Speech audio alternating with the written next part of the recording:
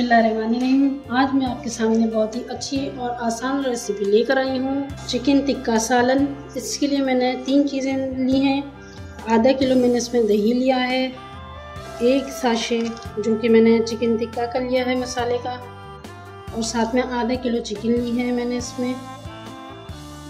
और अब मैं चिकन में जो है वो दोनों अज्जा शामिल करूँगी। ये आप देख सकते हैं कि दही इसमें मैं शामिल कर रही हूँ आधा किलो।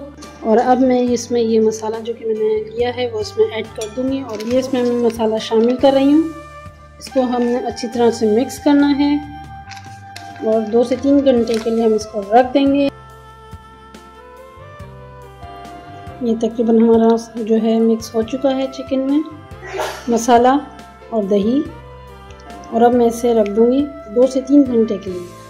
ये आप देख सकते हैं कि मैंने इसको मैरिनेट होने के लिए रख दिया था चिकन को, और अब मैं इसको पकाऊंगी आपके सामने। ये 1 कप मैंने ऑयल ले लिया है, और अब इसको गर्म होने के लिए हम ऑयल को रख देंगे।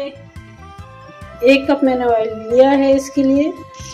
ऑयल हमारा गर्म हो चुका है, और अब मैं इसको चिकन को इसमें शामिल कर दूँगी। जो मैंने मसाला इसमें मिलाया था उसके साथ चिकन को शामिल कर रही हूँ।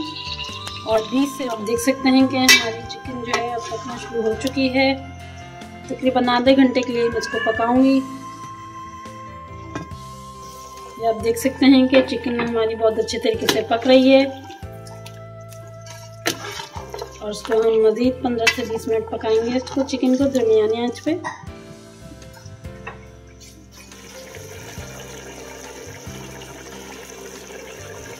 रेडी है, और अब मैं इसमें कोयले की भाप दे रही हूँ, और 15 मिनट के लिए इसको हम रख देंगे ढक्कन अच्छी तरह ढक के।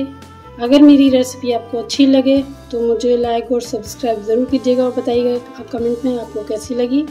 ये है आज की रेसिपी चिकन टिक्का सालन। आप ज़रूर ट्राई कीजिएगा और अपने फ्रेंड्स को ज़रूर खिलाइएगा, और मुझे ज़रूर बताइएगा कि आपको कैसी लगी है मेरी डिश।